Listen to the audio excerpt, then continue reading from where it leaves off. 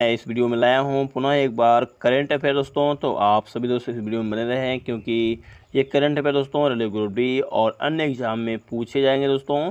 और हाल ही की घटनाएं दोस्तों, आप लोग इस वीडियो को पूरा पर देखें, एक बार दो बार देखें दोस्तों, और आपको काफ़ी फायदा होने वाला है। ठीक है दोस्तों, चलिए शुरुआत करते हैं। यहाँ पर फर्स्ट क्वेश्चन है दोस्तों, ध्यान दीजिएगा, बहुत इंपॉर्टेंट क्वेश्चन है।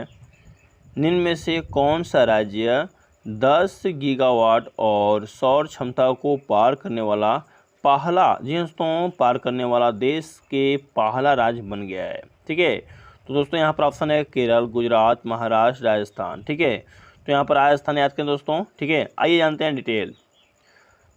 मेरे प्यारे दोस्तों, मेरकॉम के इंडिया सोलर प्रोजेक्ट, ठीक है, ट्रेकर के मुताबिक भारत का राजस्थान राज्य हाल ही में 10वीं, जी दोस्तों, 10वीं गीगावाट और क्षमता को पार करने वाला देश के पहला राज्य बन गया है।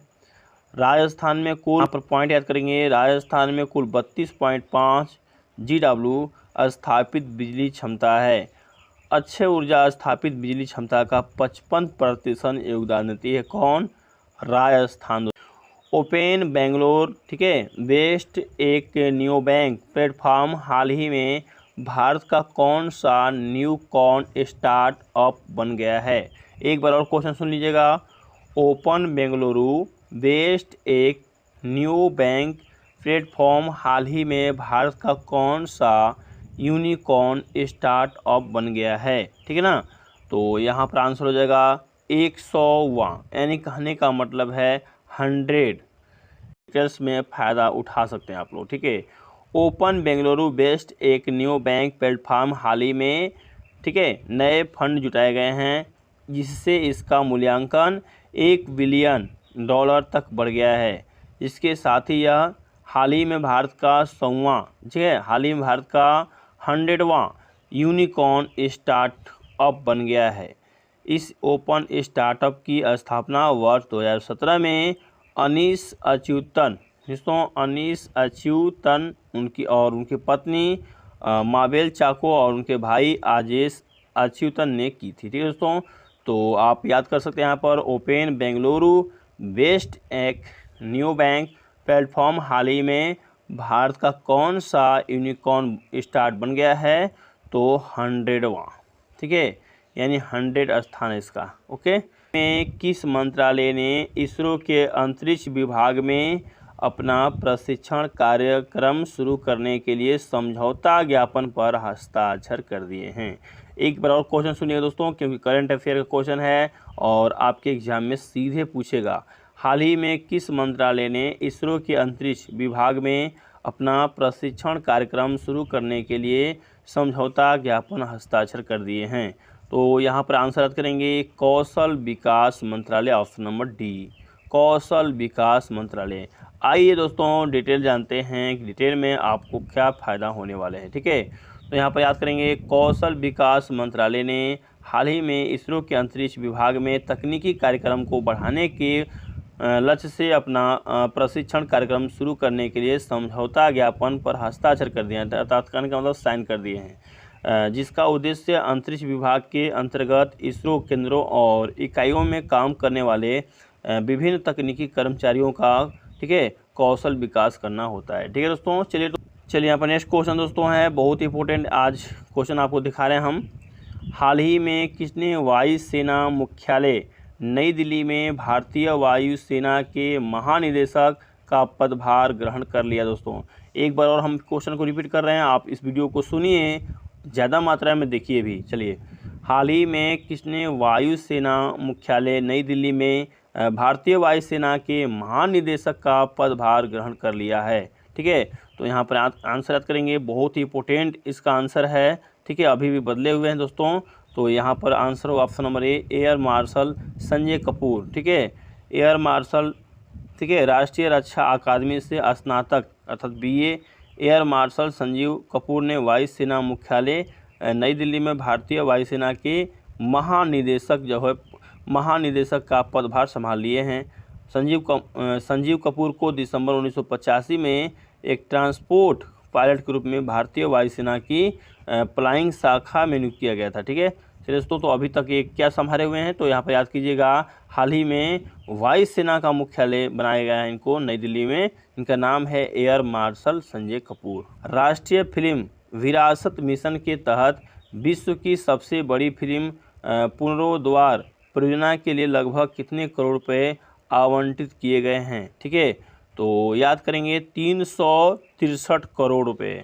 ऑप्शन नंबर बी याद करेंगे और यहाँ पर डिटेल समझिएगा।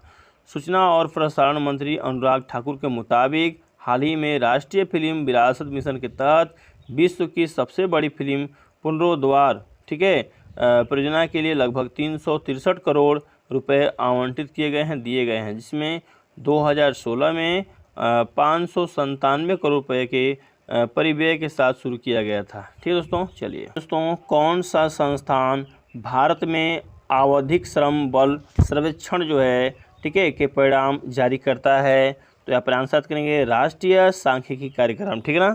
चलिए दोस्तों, आइए जानते हैं डिटेल मात्रा में कि आखिरकार आपको क्या क्या लाभ होने वाले हैं। ठीक है, चलिए पढ़ते हैं हम लोग। आवधिक श्रम बल सर्वेक्षण, ठीक है, के तहत राष्ट्रीय सांख्यिकी कार्यक्रम NSO द्वारा एक त्रैमासिक बुलेटिन जारी कर दिया गया दोस्तों, जिसमें श्रम बल संकेतों, ठीक है, संकेतकों जैसे बेरोजगारी दर, श्रमिक जनसंख्या का अनुपात, श्रम बल भागीदारी दर, LFPR आदि का अनुमान लगाया जाता है। नेक्स्ट यहाँ पर क्वेश्चन है, किस कंपनी ने भारत का पहला क्षेत्रीय rapid transit system RRTS design किया है? तो बहुत इंपॉर्टेंट क्वेश्चन है, यहाँ पर याद करेंगे आंसर में एल्स्टॉम। क्या नाम है इसका? एल्स्टॉम। ठीक है, आइए मैं एक बार और आपको रिपीट कर दे रहा हूँ क्वेश्चन को। किस कंपनी ने भारत का पहला क्षेत्रीय रैपिड ट्रांजिट, ठीक है, सिस्टम RRTS डिजाइन किया है? तो यहाँ पर आंसर करेंगे एल्स्टॉम। ठीक है ना। आइए दोस्तों, डिटेल देखते हैं कि आखिर में डिटेल से आपको लाभ होने वाला क्या है। देखिए, दिल्ली और मेरठ के बीच भारत की पहली क्षेत्रीय रैपिड ट्रांजिट सिस्टम प्रदान वैश्विक गतिशीलता प्रदाता एल्स्टॉम द्वारा डिजाइन किया जा रहा है। इस सिस्टम का पहला ट्रेन सेट दिल्ली से गाजियाबाद से मेरठ, दिल्ली से गाजियाबाद, गाजियाबाद से मेरठ RRTS चरण 1 के लिए राष्ट्रीय राजधानी क्षेत्र परिवहन निगम को सौंप दिया गया था। तीसरा क्वेश्चन यहाँ पर देखते हैं, किस देश ने समाचार प्रशासकों पर बड़ी तकनीकी कंपनियों के अधिकार पर अंकुश लगाने के लिए डिजिटल मार्केट यूनिट DMU की स्थापना की? ठीक है ना। तो यहाँ पर आंसर करेंगे दोस्तों UK। ठीक है ना। आइए मैं क्वेश्चन को एक बार और रिपीट कर देता हूँ दोस्तों। किस देश ने समाचार प्रशासकों पर बड़ी तकनीकी कंपनियों के अधिकार पर अंकुश लगाने के लिए डिजिटल मार्केट यूनिट, ठीक है, DMU की स्थापना करी है दोस्तों? तो यहाँ पर याद करेंगे UK। ठीक है, तो यहाँ पर डिटेल देखते हैं। UK ने हाल ही में गूगल और फेसबुक जैसी बड़ी टेक कंपनियों के लिए कुछ प्रतियोगिता नियम जारी किए हैं, जिनका पालन न करने पर भारी जुर्माना हो सकता है। समाचार प्रशासकों पर बड़ी तकनीकी कंपनियों के अधिकार पर अंकुश लगाने के लिए UK ने, यानी अमेरिका ने, डिजिटल मार्केट यूनिट की स्थापना कर दी है दोस्तों। ठीक है, क्वेश्चन है, चौथे खेलो इंडिया यूथ गेम्स 2022 का शुभंकर क्या है? तो यहाँ पर याद करने के दोस्तों आंसर धाकड़। ठीक है, धाकड़ होगा राइट आंसर। आइए डिटेल जानते हैं। केंद्रीय खेल मंत्री अनुराग ठाकुर ने चौथे खेलो इंडिया यूथ गेम्स के आधिकारिक लोगों और आधिकारिक जर्सी के साथ शुभंकर धाकड़ का शुभारंभ कर दिया है। हरियाणा 4 जून से 13 जून तक पंचकुला और अन्य शहरों में खेलो इंडिया यूथ मतलब जवान गेम्स के चौथे संस्करण की मेजबानी करेगा। ठीक है ना। कौन सा केंद्रीय मंत्रालय PM मित्र योजना, ठीक है, लागू करता है? तो कपड़ा मंत्रालय। ऑप्शन नंबर जो है याद करेंगे। आइए नेक्स्ट वीडियो आपको काफ़ी पसंद आ रहा है दोस्तों। मिलते हैं आपसे नेक्स्ट वीडियो में, तो धन्यवाद। जय हिंद।